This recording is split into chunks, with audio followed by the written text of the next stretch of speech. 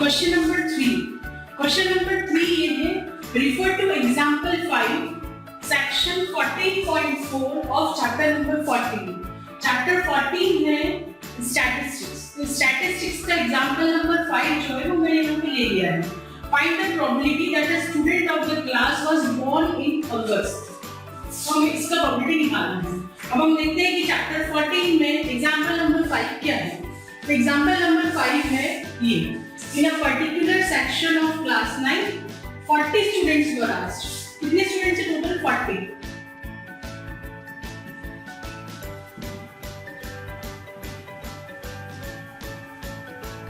Total students हमारे 40. Right? 40 students were asked about the months of their birth. Right? मतलब कितने students से पूछा गया कि आप कौन से मंथ में पैदा हुए हैं. तो जनवरी में 3 बच्चे पैदा हुए थे, फरवरी में 4 थे, मार्च में 2 थे, अप्रैल में 2 थे, इस तरह से अगस्त में थे 6. Right? August born 6. Right? What asked for the months of their birth and the following graph was prepared. Graph भी बनाया गया है for the data sorted. आप एक चीज नोटिस करिए, मैं सवाल पढ़ते पढ़ते उसके सॉल्यूशन में पॉइंट्स लिख देती हूँ जो गिवन होता है. ऐसा करने से ये जो हमारा ये है वर्ड प्रॉब्लम, इस वर्ड प्रॉब्लम का मैथमेटिकल रिप्रेजेंटेशन हमारे पास आ जाता है. क्योंकि कई बार बच्चों को यही प्रॉब्लम होता है, वो डायरेक्ट सवाल दिया रहता है तो सॉल्व कर देते हैं, लेकिन जब वर्ड प्रॉब्लम हो जाता है तो कई बार उसका मैथमेटिकल रिप्रेजेंटेशन बनाना, क्या दिया है उसको इन वर्ड्स में लिखने में उन्हें प्रॉब्लम होती है. तो वर्ड प्रॉब्लम्स को हमें कई बार पढ़ना पड़ता है. एक तरीका ये है, दूसरा तरीका ये है कि जब भी वर्ड प्रॉब्लम्स आए आप पढ़ते जाइए और जो जो आपको काम का लग रहा है उसे आप अंडरलाइन कर लीजिए या फिर आप गिवन में लिख लीजिए, तो उससे हमारा सवाल इजी हो जाता है समझने में. तो हमें क्या निकालना है? probability that a student was born in month of August. probability of August में फाइंड करना. राइट? हमारे पास डाटा अगस्त में कितने बच्चे हुए थे? 6. तो हमारी प्रोबेबिलिटी क्या आ जाएगी? 6 अपन टोटल कितने हैं? 40. 6 by 40 से हम उसे कट कर देते हैं. 3 by 20. So 3 by 20 है हमारी प्रोबेबिलिटी. राइट? अब इसमें जो है, अब इसमें और भी क्वेश्चंस बन सकते हैं. Find the probability that the student was born in the month of October, in the month of February. किसी भी तरह के क्वेश्चंस में और बन सकते हैं. इसमें सिर्फ एक ही क्वेश्चन पूछा है, otherwise they can also ask. हम एक करके देखते हैं. Find the probability that the student of the class was born in the month of May. Right? तो probability of May कैसे निकालते हैं? May में कितने बच्चे पैदा हुए? 5 upon total है 40. 1 by 8. Right? तो ऐसे हम हर महीने की अलग-अलग प्रोबेबिलिटीज भी निकाल सकते हैं. हो गया आपको क्वेश्चन समझ में आया होगा. हम लोग क्वेश्चन नंबर 4 देखते हैं. Question number 4. 3 coins are tossed simultaneously 200 times. 3 coins को टॉस करना है. 3 coins मतलब एक साथ उछाले हैं. तो 3 हेड्स आने के उसमें चांसेस है 23, 2 बार हेड आए से चांसेस 72, एक बार हेड आए से चांसेस 77 और एक भी बार हेड नहीं आया उसके चांसेस है 28. तो ये टेबल है. 200 टाइम्स हमने कॉइन को उछाला है. राइट? टोटल टॉस हमने किया है 200 times. Right? With the following frequencies of different outcomes हमने देख लिया है. If the 3 coins are tossed simultaneously, ठीक है? Again, उन्होंने कहा again हम इसको टॉस करते हैं. तो compute the probability of 2 heads. 2 heads आने की probability चाहिए. Probability of 2 heads find out करना है. So probability of 2 heads. कितने केसेस जिसमें 2 heads आ रहे हैं? 72. टोटल नंबर ऑफ केसेस कितने हैं? तो बस कितनी बार करा है? 200 टाइम्स. राइट? इसको हम से कट कर देते हैं. 36 upon 100 फिर कट हो जाएगा ये. 18 upon 50 फिर 2 से कट हो जाएगा. 9 by 25.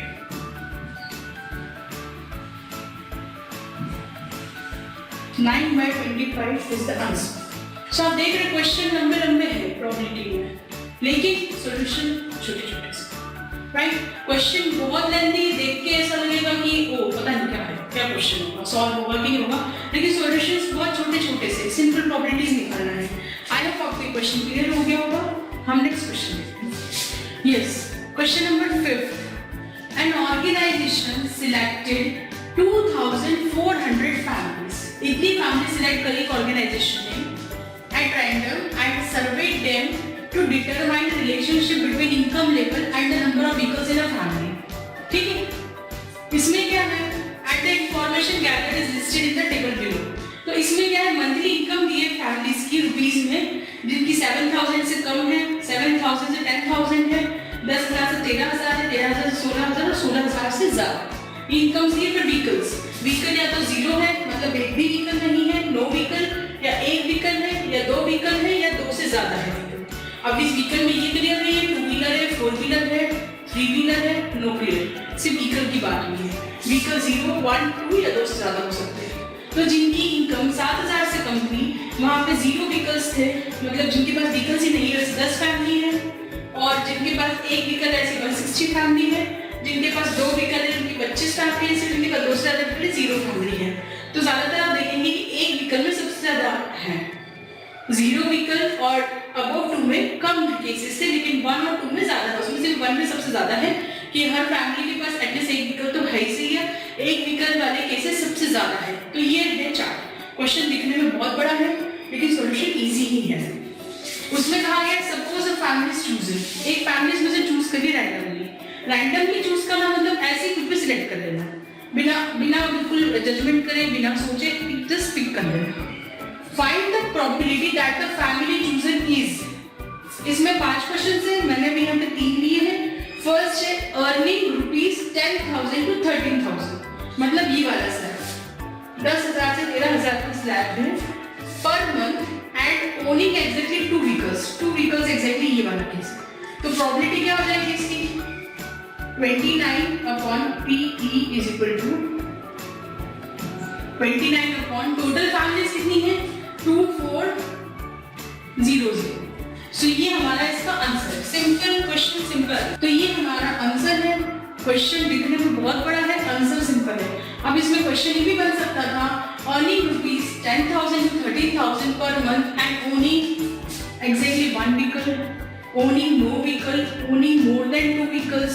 तो देखिए एक चार्ट में कितने क्वेश्चंस निकल कर आते हैं, राइट। तो ये फर्स्ट हो गया सॉल्व। सेकंड है अर्निंग रुपीज 16,000 और मोर, 16,000 और मोर मतलब ये वाला केस है, राइट, पर month and owning exactly 1 vehicle में ये है। ओके, सो हमारी प्रोबेबिलिटी आएगी 579/2400, right.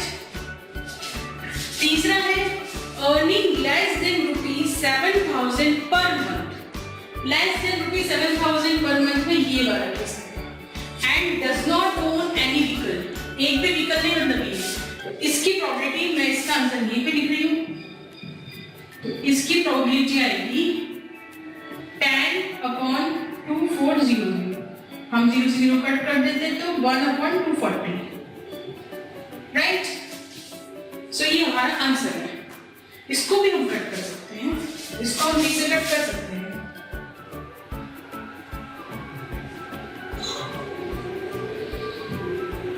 Right. So this will be our answer. तो आई देखते फोर्थ है earning rupees 13,000 to 16,000 per month, मतलब ये वाला slab, okay, and owning more than 2 vehicles, 2 से ज्यादा व्हीकल्स और 25 केसेस है। तो इसकी प्रोबेबिलिटी हो जाएगी 25 अपॉन टोटल फैमिली से 400, राइट। इसे हम 5 से कट कर देते हैं, एक बार और कट हो जाएगा, ओके। फिफ्थ है owning not more than 1 vehicle, इसमें फैमिली का स्लैब नहीं दिया है, कुछ नहीं दिया है, ये थोड़ा सा ट्रिकी क्वेश्चन है। नॉट मोर देन 1 व्हीकल मतलब एक से ज्यादा नहीं होना चाहिए, लेकिन इसमें एक व्हीकल भी हो सकता है और 0 व्हीकल भी हो सकते हैं, राइट। ये दोनों केसेस इंक्लूड होंगे, मतलब ये वाला केस पूरा और ये वाला केस पूरा। तो इसका टोटल ठीक है, फैमिलीज हैविंग वन व्हीकल कितनी है, इन सबका हमको टोटल करना पड़ेगा। 160 प्लस 305 प्लस 535 प्लस 469 प्लस 578, इसका टोटल है 2048। ठीक है, similarly families having zero vehicles 10 0 1 2 1 सबका प्लस करेंगे तो आएगा ये 14, और अब इन दोनों का प्लस करेंगे तो ये आएगा 2062। तो ये हमारे टोटल केस पॉसिबल केसेस हैं, राइट। 2062 है हमारे। देखिए ये इसमें समझने की चीज है, नॉट मोर देन 1।